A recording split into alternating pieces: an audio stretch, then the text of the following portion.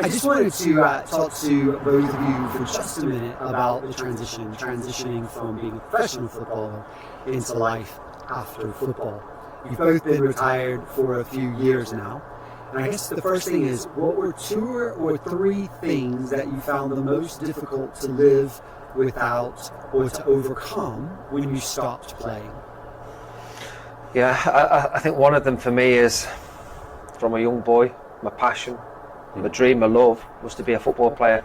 And when you get to achieve that, it's almost like, what else can replicate that buzz? What else can replicate that high? So to lose that was very, very difficult. And for me, it became earlier than I expected it to. At the age of 29, I was in great shape, mentally, physically, and I thought, right, I can kick on. And so that was a big shock. And the big one, structure. From the age of 5, I've been in school. I've had a structure throughout my school life. The age of 16, I'm a professional football player. I've had structure. I know exactly where I need to be. So at 29 to come out, and that's all I've ever known, that structure, was again a big shock. To not have that structure, to not have anybody telling me where I need to be, no one wanting to know where I was. So it was a case of, right, I'm on my own. And it was the first time I'd ever experienced that in my life.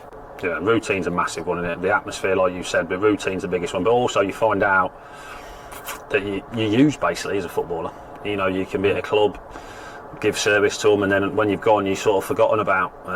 But yeah, that first morning, well, when it hits you and you realise that, well, I've not got to go to training, what I'm going to do today, you try and call a few people, they don't call you back, you know, and it's a massive culture shock and a massive reality check as well, because, you know, yes, it's football, but it is just football. There's still life after football. I think another thing is you live to your means. Yeah. You know, for me at 29, I'm a decent player. You know, and I'm earning okay money from what I was at the age of 16. Yeah. But I come out of the game and no one's paying me any money. No one wants to give me any work. So it's a case of, right, I've got to start from scratch, almost like a youth team player again. And that was a big shock to the system. Whereas you live into that means, live into like you're still like a football player. Yeah. So adjusting to that took longer than 2 years, maybe 3, maybe 4 years to adjust to financially not living the life. Think about it though when you're a footballer. You just think, oh, you just give your card. Sometimes you don't even check how much things are, and it's bad saying it now. When you think about it, it's like, wow.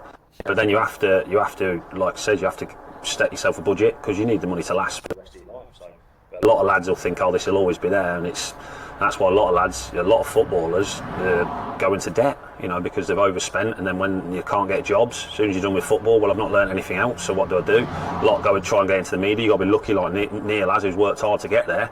A lot of lads think, oh, I'll do the media stuff, but it's not that easy. You know you'll end your career, but you never know when. No. And you never want it to come, so you don't think, I'll put that off. Yeah. It won't happen this time. Yeah. Until it actually comes round, and players then aren't prepared for it. Yeah. You know, at the age of 29, it was a big shock to me. You know, it was difficult. That was one of the things we put in place. So when I was at Wednesday, the last couple of years I was there, we started living how we were going to live after football, within the budget that we were going to set. You know, the weekly, whatever the money was. So we were going to carry that on, and then obviously You did that on your own. Did that on our own, yeah, because no one tells us. Nobody tells us no, but you know, Leona's quite smart. Said, well, we obviously, we never overspent anyway. We were quite good, so we didn't actually have to change that much, because we never overspent. So, but a lot of lads do, and then it's a big trouble. Yeah. So you've both spent quite a lot of time since retiring helping current players. I know you both get approached fairly regularly by younger players.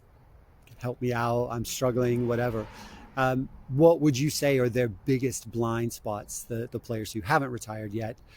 What are the biggest blind spots going forward? Where do you feel like they need the most? Reality. Yeah, reality. It's reality, because when you're in football, you're in the football world, and you sort of, it's the normal world, which it is, and then you've got the football world. You're pampered, you get everything done for you, you get fed, you get clothes, you get gear, you get sent free boots, you get sent everything you want you can get as a footballer. You know, clubs these days have got player liaison officers that do everything. You take your bills in, and we was at Liverpool, and some of the foreign lads, or even some of the English lads, would just take the bills and not knowing what to do with them. So then they'd have to pay them out their money, obviously. So that's a big reality check as well, council tax, and not knowing what to do. So these lads need to learn quickly that after football there is life and reality, and they need to learn it quick. I mowed my lawn for the first time. Did you? Many times. And I was like, You got astroturf? has it really taken me this long? And I was disgusted in myself. But it was like, I've not had to do something like this before, because you get that lazy mentality. Yeah. You've got the money to pay for a garden or those sorts of things.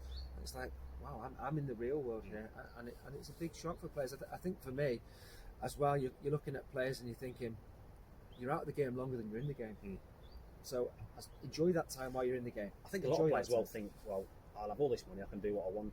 And I mean, when I finished football with my court, I did, obviously through mental health, but I thought, well, I'll take a bit of time. If you go on your holidays and you play golf, but you can only do that for so long. You need something else. You need something else to do outside when you finish football. You can't just sit.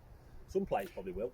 And they'll just go on holidays and do this and flitter around. But you need. And that's no matter how much money you're making while you're playing. No. Everyone needs to think about that. No, yeah. You two have known each other for quite a while, and I know, Chris, that you credit Neil with helping you a lot at the beginning when you started battling with your mental illness. What has having him here to support you done for you? How is that relationship? Someone who we can beat at golf. Yeah. I think Neil he told me to go to the PFA, and after it was come out that I was struggling and stuff, I think I went to Emmanuel House first in the back garden with Becky. Just told him everything about that went on. And it was just such a relief. I remember it was just such a relief just to get it all out, and for Leona as well, and Lucy was kicking around with Harry in the back garden. It was just such a relief knowing that I could ring him anytime, text him anytime, and he always gives the right advice, and obviously I'm there for him and he knows that.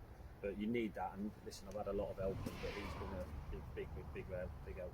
I think it helps because we knew each other from our time at Liverpool together, and a similar age, so we've always looked out for each other at careers. Sort of played the same team, not necessarily the same team. Sheffield Wednesday, Liverpool, Preston, Wigan. 4 of the same teams that we played together, which and our relationship's still probably stronger now than it ever has been. Excellent, very good. Thanks, fellas. Really appreciate it. You're a cheaty golfer.